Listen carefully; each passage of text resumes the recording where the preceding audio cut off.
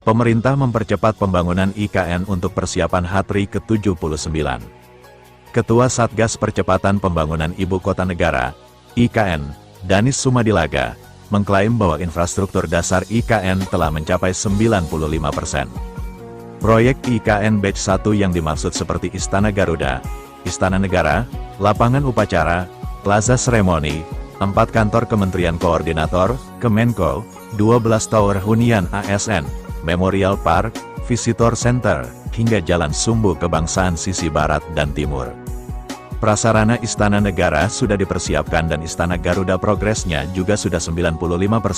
Saat ini keduanya dalam tahap pemasangan furnitur dan ditargetkan semua bersih rapi pada tanggal 10 Agustus, ujar Menteri PUPR sekaligus PLT, Kepala Otorita IKN Basuki Hadimuljono. Ketua Satgas Pelaksana Pembangunan Infrastruktur IKN Danis Sumadilaga memastikan sarana dan prasarana dasar seperti lapangan upacara, kantor presiden hingga infrastruktur air telah terakomodasi jelang upacara HUT ke-79 RI hingga Jumat, tanggal 9 Agustus tahun 2024. Saat ini kapasitas air di Intek Sepaku mencapai 3.000 liter per detik, sementara Bendungan Sepaku Semoy mencapai 2.500 liter per detik. Tahap pertama sumber air baku yang akan dialirkan ke IKN bersumber dari Intek Sepaku terlebih dahulu. Secara teknis, penyaluran air baku ini akan menjadi air siap minum melalui proses pengolahan kemudian dialirkan ke pusat pemerintah IKN. Kemudian, 3 ruas jalan tol akses IKN juga ditargetkan mulai fungsional pada tanggal 17 Agustus tahun 2024 mendatang. Rinciannya, Jalan Tol IKN Seksi 3A saat ini progres pembangunan telah mencapai 81,8%. Lalu, Tol IKN Seksi 3B mencapai 93,8%, dan Seksi 5A progresnya mencapai 89,8%. Jika 3 ruas tol fungsional ini beroperasi, maka waktu tempuh Balikpapan IKN bisa dipangkas hanya menjadi 1 jam.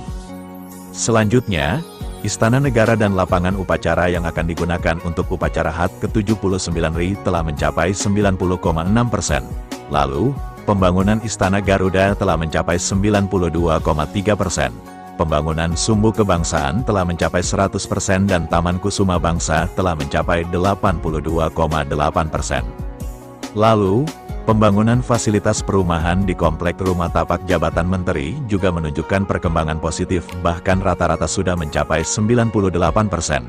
Dari 36 unit rumah yang dibangun, fasilitas clubhouse telah selesai, dan 14 unit rumah sudah dilengkapi dengan perabotan. Seluruh bangunan ini juga telah terhubung dengan suplai air, listrik, telekomunikasi, serta dukungan gas dari Pertamina. Diketahui, pembangunan IKN sendiri diatur dalam Peraturan Presiden, Perpres, Nomor 63 Tahun 2022, yang menetapkan pembangunan IKN akan berlangsung dari tahun 2022 hingga 2045. Rencana induk tersebut menggariskan pembangunan ibu kota baru ini membutuhkan waktu sekitar 23 tahun. Sementara itu, peneliti senior Indef Tauhid Ahmad mengakui progres pembangunan infrastruktur ibu kota Nusantara, IKN, Kalimantan Timur, Kaltim, sangat cepat ditopang anggaran yang memadai.